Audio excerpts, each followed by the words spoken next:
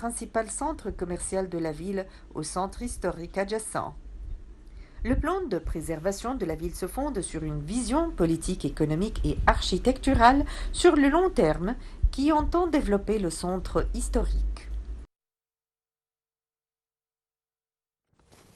À présent, on va passer à notre sujet principal qui concerne les nouvelles découvertes archéologiques.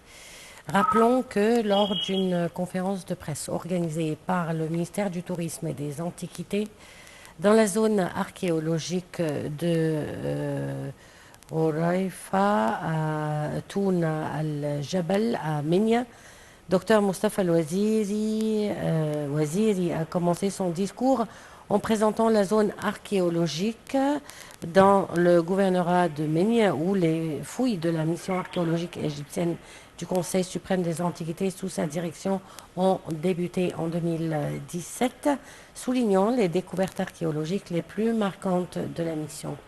À cette occasion, M. Waziri a souligné que dans une tombe au sud de la pyramide à degrés de Djesser, dans la nécropole de Saqqara, des archéologues égyptiens ont découvert un véritable trésor historique, un papyrus de 16 mètres de long qui contient des sections du célèbre livre des morts apparu il y a plus de 4000 ans sur les bords du Nil. Et pour savoir plus sur tous ces énigmes, nous avons en ligne M. Simon Sayer, expert en tourisme. Bonjour. Bonjour. Alors, avant de parler de ces découvertes, dites-nous tout d'abord, c'est quoi ce livre des morts, dont on entend parler très souvent? Eh bien, le livre des morts, c'est la pensée égyptienne à propos de tout ce qui se passe une fois qu'on décède. Ça veut dire, nous, on regarde une fois que l'âme va quitter le corps, où est-ce qu'elle va y aller et qu'est-ce qu'elle va y faire. Ça veut dire le grand voyage vers l'au-delà. Et ça, c'est le secret du livre des morts égyptien. Et ça aide beaucoup pour accomplir ce voyage-là. Et de là que les prêtres égyptiens ont rédigé de nombreux textes funéraires aux formules rituelles. Et ça, c'est, on peut dire, le rituel funéraire qu'on peut nommer la Bible des anciens Égyptiens, ou bien plus généralement, le rituel funéraire au livre des morts. Ça veut dire on a plein d'expressions qui traduisent les difficultés qu'ont eu les spécialistes pour qualifier le recueil de textes funéraires le plus connu de la religion égyptienne. Ce nombre de formules qui est sorti à nos jours représente l'image de la perception que nos ancêtres avaient à propos de la mort, ce qui était pour eux une seconde naissance. Ça veut dire renaître, ce qui est le corps préservé grâce à la momification, sain et sauf. Ça s'effectue grâce à ces formules, et de là qu'on peut dire que c'est un synonyme de la félicité éternelle. Et ça, c'est le plus connu souvent et rédigé sur les papyrus en modèle de formule ou de chapitres. Avec les anciens Égyptiens, nous ont placé plein d'illustrations explicatives au sujet. Et tout cela pour permettre aux défunts de conserver les 5 sens d'une façon à continuer à boire, à manger et à adopter des différentes formes et d'être préparé pour affronter les démons placés sur son chemin jusqu'à l'ultime étape de son périple qui est le tribunal d'Osiris. Alors, l'illustration du livre des morts, elle est attestée depuis plus que 1600 ans avant Jésus-Christ et jusqu'au 1er siècle de notre ère, elle a été utilisée et les racines remontant à notre civilisation, on peut dire qu'elles ont des origines même de plus que 2 millénaires qui les précèdent, car on retrouve des écritures sur les parois des pyramides et en particulier la pyramide du roi Ounas, qui est de la 5e dynastie, d'environ 2300 ans avant Jésus-Christ, et la pyramide de l'intérieur, elle est couverte de centaines de formules qui évoquent la renaissance du souverain. Ça veut dire, lui, il serait à la fois le dieu Ra, le dieu soleil, et Osiris dans l'au-delà. Et de là, on démarre par le texte des pyramides et on finit par le livre des morts. Et tout cela pour, on peut dire, pour traverser les obstacles que le défunt doit franchir et de la nécessité d'être en accord avec la déesse Maït, la déesse de la justice. Et ça, c'est la personnification aussi bien de l'équilibre du cosmos. Et on peut dire aussi qu'à partir de la première période intermédiaire, ça veut dire 2150 ans avant Jésus-Christ, et tout au long du Moyen Empire, ces formules sont écrites sur les parois des cercueils et elles ne sont plus réservées exclusivement comme au précédent pour les pharaons, et on va les nommer à cette fois-ci textes des sarcophages. Et elles ont été destinées à une frange plus large de la population et elles ont été, on peut dire, qualifiées de la démocratisation de textes funéraires et le livre, pour sortir au jour, il a possédé toutes les formules nécessaires jusqu'à qu'elle arrive à Thèbes.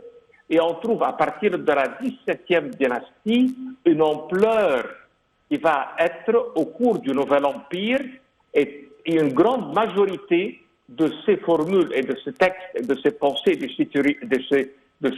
tout cela a été sur les papyrus. Et de là, la grande diffusion a eu lieu, car comme on a bien dit au début, c'était sur les textes des parois des pyramides, ensuite les sarcophages. Mais une fois qu'on arrive au Nouvel Empire et elles sont placées sur des papyrus, on commence à trouver ces rouleaux placés près des momies, qu'elles soient royales ou nobles. Et même, ils ont créé des boîtes à proximité des cercueils pour les placer et pour les protéger. Et tout cela, tous ces papyrus du Nouvel Empire, on peut dire, elles ont possédé des couleurs vives, et elles ont été réalisées par des scribes professionnels. Et on trouve dans le monde entier aujourd'hui cela exposé, que ce soit le British Museum, le musée égyptien et tous les musées du monde. Et ça nous aide beaucoup car on trouve sur lesquels les représentations du défunt, de son épouse, les divinités. Et on peut dire aussi bien que les peintures, elles ont un raffinement et un détail extraordinaire. Et elles sont très comparables pour les bas-reliefs des tombes contemporaines de la vallée des rois et des nobles.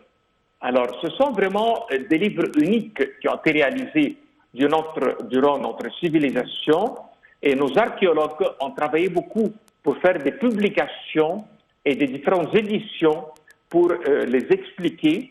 Et parmi les papyrus les plus célèbres, il y en a, on peut dire, qui démarrent depuis le Nouvel Empire. Et on a un très célèbre conservé à Turin et il est considéré qui est le plus complet, qui explique le livre des morts. Et le papyrus qu'on a trouvé à Ménia, ce papyrus de 16 mètres de longueur, en quoi consiste-t-il? Alors, le papyrus qui a été découvert récemment, on peut dire, qui a été retrouvé, ça a été pour le cercueil d'une femme appelée Nani. Et le travail de cette dame, elle a été la chantre du dieu Djihouti. Et le cercueil de cette dame, Nadi et Seth, qui a été découvert, nous, on la considère comme prêtresse. Et le travail qui a eu lieu pour cette découverte est fabuleux, car le papyrus est accompagné par les vases canopes qui sont colorés. Et ça, c'est pour la première fois qu'on trouve cette qualité de coloration pour les vases canopes et les statues des dieux, bien sûr, de Djihouti, qu'elle était dans cette adoration.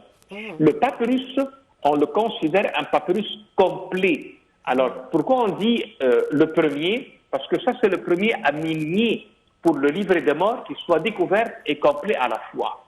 Et nous, on a l'intention, bien sûr, de l'exposer dans le Grand Musée du Caire. Et ça va être une découverte, on peut dire, très, très célèbre dans le monde des découvertes, car elle rentre aussi bien dans le cadre des travaux de notre célèbre mission d'archéologie égyptienne, car l'Égypte, elle a fait un travail fabuleux pour donner la vie à ce papyrus, à cette tombe, et à découvrir tous les bijoux et tous les trésors de nos ancêtres. Bon, dites-nous comment les anciens Égyptiens ont fait le lien entre le corps et l'âme. C'est-à-dire, pour eux, pourquoi la mort n'était pas la fin, tout simplement, et puis c'est tout. Pourquoi il y a une prolongation et une continuation, et comment voyait-il cette continuation? Où allait l'âme, son voyage, son parcours? Alors, l'Égypte, ça c'est la première civilisation qui n'a pas cru à la mort à laquelle croient certains aujourd'hui. Ça veut dire que la mort est la fin de l'individu. L'Égyptien voyait tout en cercle, il voyait tout en répétition. Il regardait la graine qu'on va placer pour avoir de quoi manger, qu'elle meurt pour donner d'autres graines. On voit le soleil qui se couche, il représente la mort, mais il se lève une deuxième fois. Et on voyait tout en cercle, en répétition, et d'ici que même la Terre, nous, on la voyait ronde, mais pas ronde dans le modèle du ballon qu'on connaît aujourd'hui, mais ronde dans la vision d'un cercle. Car quand on est au bord du désert ou bien au bord de la mer, on voyait que la Terre est un modèle de cercle et que si le soleil chute et descend, il remonte une deuxième fois.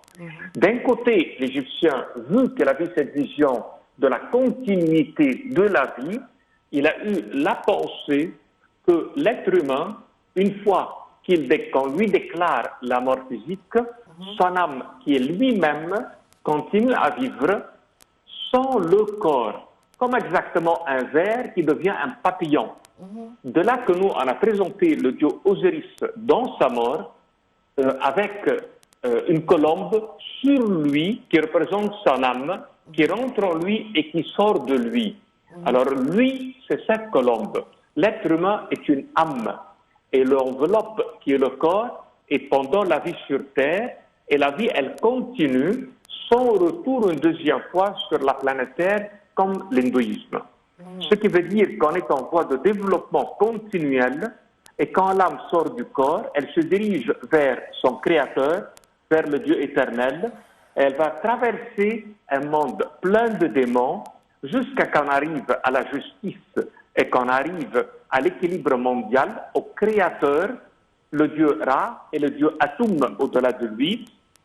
Et ce voyage et sa traversée, elle est supportée par deux choses. La première, c'est les qualités que l'être humain a pu réaliser sur Terre, qu'il soit bien, qu'il soit correct, qu'il soit juste, ce qui se présente sur la balance du dieu Osiris quand il fait sur la balance la mesure entre le bien et le mal qu'on a commis dans la vie.